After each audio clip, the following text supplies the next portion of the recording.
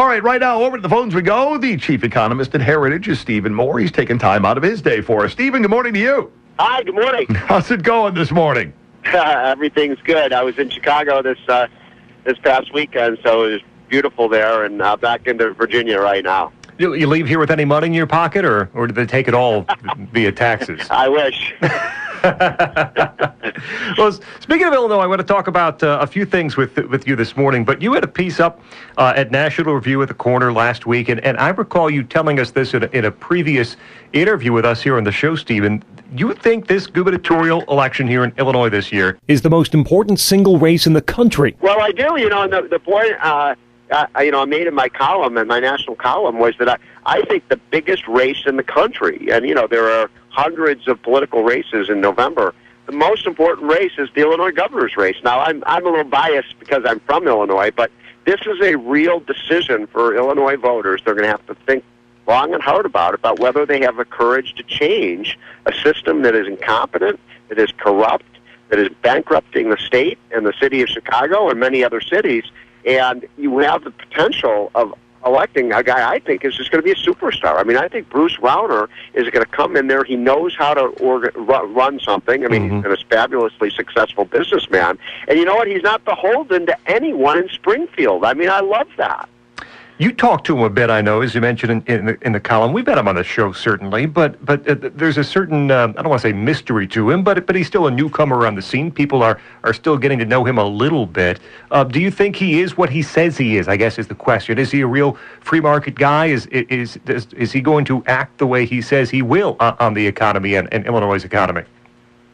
Well, it's a great question. And, look, I've learned politics for 30 years, there are no guarantees. I've been, really let down by politicians, sometimes, and pleasantly surprised in others. I thought Bill Clinton was going to be a disaster as president.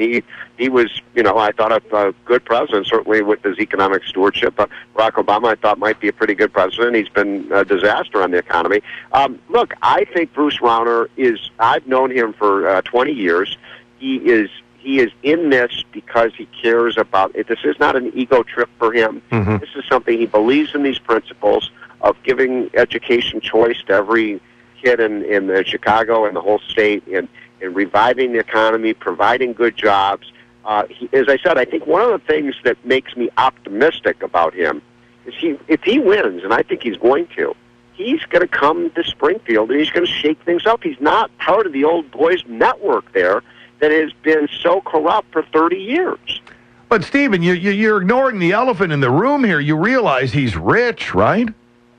They're going to, and I know when I was just there in the Chicago area last week, oh my gosh, they're trying to rerun the whole, Mitt Romney campaign. He doesn't care about people like you and so on.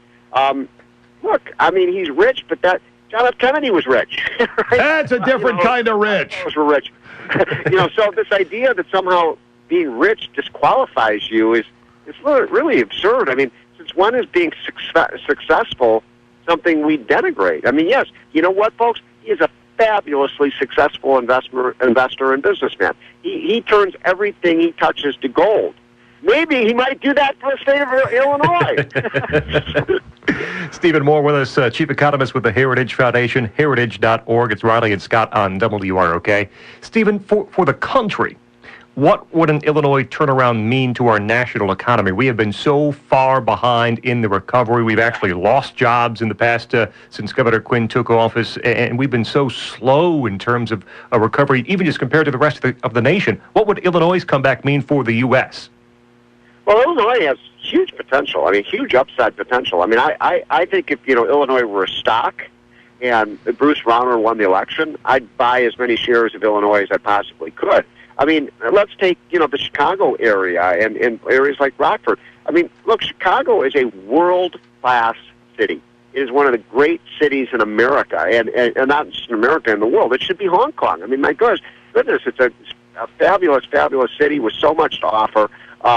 It's just been, mismanaged. The whole state has so many resources. You're a big energy state. You could be producing a lot of oil and gas in the state, except they won't allow that in Springfield. There are so many areas where Illinois could excel. Some of the best universities in in the world are at Illinois. I'm biased because I went to the U of I. Yep. But it's a great state. It is the capital of the Midwest, but it hasn't been able to capture that, the benefits of that because of, taxes are too high. By the way, you saw some of these companies talking about moving, out of the United States and moving to other countries. And I know Walgreens is in that decision now. I think they may end up staying. But, you can't go forward with a 9% corporate tax rate. The most expensive place in the world in terms of taxes to do business is in Illinois. Yeah, and that served us really, really well. You got a great piece in the Daily Signal. Memo to Congress, true patriotism is axing taxes to keep companies in the U.S. Amen. I am so tired of these guys who create the tax policy, then kicking the people who are trying to save what they can from it. Well, as I told the Republican senators when I gave a talk to them last week on this subject, I said, look, we've got President Obama's, proposals like, you've got a burning building and what you do is block all the exits so nobody can get out. That's not going to solve the problem. What we need to do is fundamental reform of our tax system. By the way, I'm kind of radical on this. Why don't we eliminate our corporate income tax? Why don't we go from, just imagine this. We go from being the highest business tax country in the world to the lowest.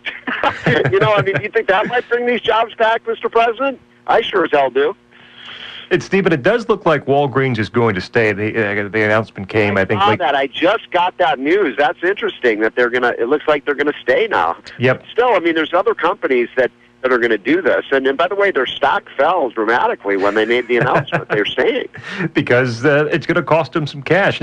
Now, Dick Durbin has been sending threatening letters and trying to tell other senators they should punish these companies. He actually wrote a letter. I don't know if you saw the New York Times had this story. Dick Durbin wrote a letter to the president telling him to unilaterally rewrite tax law on these inversions, too. So, again, the answer to a very complex tax code is to make it more complex and more punishing toward these companies.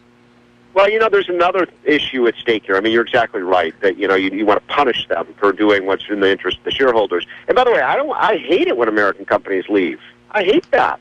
I'm a lot more patriotic than Dick Durbin. I want to create a tax system that brings jobs here. He wants to defend a tax system that sends the jobs abroad. Who's more patriotic of the two of us? Seriously. But there's a more important point here.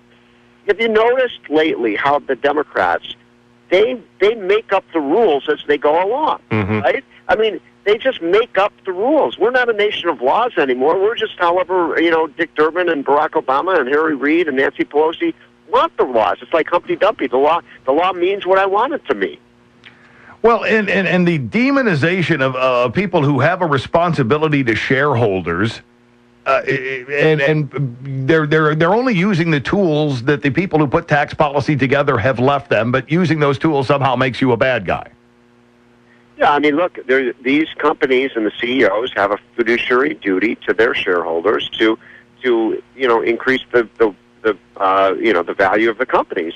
That's not their only duty, but it is one of their primary duties is to look out for the welfare of the shareholders who are the owners of the companies. And some might say that Walgreens violated their fiduciary duty by staying in Illinois. They've taken what? I think somebody told me this morning a 12% drop in the value of the shares when they announced that they were staying, because that means they're going to have to pay twice as much corporate tax from now until forever unless we change our system. And my goodness, I would make another kind of statement with Bruce Rauner. Wouldn't it be wonderful if we just, in Illinois, abolished the income tax? The Democrats want to raise it through the roof. Why doesn't Illinois join states like Tennessee and Texas and Florida and New Hampshire? Why doesn't Illinois become a no-income tax state? You want to see a big revival in jobs? You want to see Illinois become one of the top 5 states in the country creating jobs? Get rid of the income tax. And I don't know, Stephen Moore with us, Heritage Foundation Chief Economist, heritage.org, if you've seen Rutter's economic blueprint, but part of it is rolling back our income tax to where it was before the 67% hike went into effect, back to 3%, but then enacting some service taxes on some high-end services. Thus, instead of taxing labor, you'd be taxing things that people are buying and purchasing, but you, the individual, would have more responsibility and more direction over how you actually spend your money instead of spending it or sending it down to Springfield. Yep. I love that idea. And by the way, those services are going to scream bloody murder because they're used to getting to pay nothing, while other businesses pay, whatever the rate. What is the rate now? 5-6% in Illinois. It's a matter of fairness, right? I mean, what I'm in favor of is the lowest rate possible, but every business should pay it. You don't pick. The problem with Springfield is they pick winners and losers. They pick their favorites who don't have to pay any taxes, so the rest of the business have to pay more. Where's the fairness in that? Stephen Moore with us here, just another minute or two. Riley and Scott here on WROK. Let me ask this on the inversions, Stephen, because we've had, I think your piece said, about 50 over the past 10 years, but there have been more and more talking about it here, especially recently. Now that Dick Durbin has seen his bullying tactics work, that he wrote a threatening letter, he threatened to boycott against Walgreens, and they agreed to stay. Will that only ramp up their efforts in that matter, to send more letters, to send more threats to these companies who are talking about leaving, thinking about leaving? Will that impact, do you think, how many businesses might do these inversions? You know what? Dick Durbin is one of the biggest bullies in Washington. And this guy has got to be stopped. The abuse of power that's going on in that Senate office. And what I've been predicting, you asked me about the governor's race. You know what? I think Dick Durbin's in trouble. And he should be. I mean, this guy is just a big bully who abuses the power of his office in ways that are, I think, are really detrimental to the United States Senate and to our Congress. And people in Illinois should hold him accountable for this. I mean, he did the same thing with some of these conservative groups. He didn't want the conservative groups what they were doing. And so he demanded that they disclose who all their donors are and so on. But of course, liberal groups don't have to do that. So, I'm sick of this guy. I think he's just his abuse of power. I hope the people in Illinois see what this guy is doing and react in a very negative way and remember this in November. We talked about that a lot, Stephen. I mean, you mentioned the ALEC, those letters that went out targeting, asking the IRS to target Crossroads. He threatened some radios. I'm on the board of a couple of conservative foundations, and we got these threatening letters from Dick Durbin saying, you're going to turn over all your records to me and so on.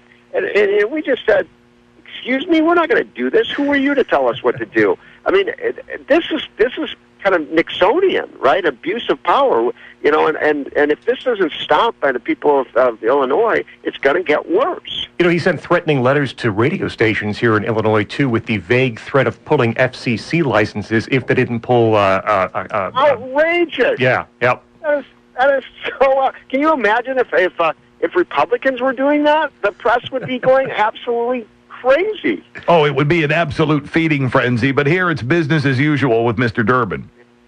Unbelievable. Well, you've got two important elections in November. He's Stephen Moore. He's Heritage's chief economist. You want to read everything that he writes because there's a lot of great information in there. Stephen, thanks a lot for taking time out of your day for us. Thanks. Talk to you soon.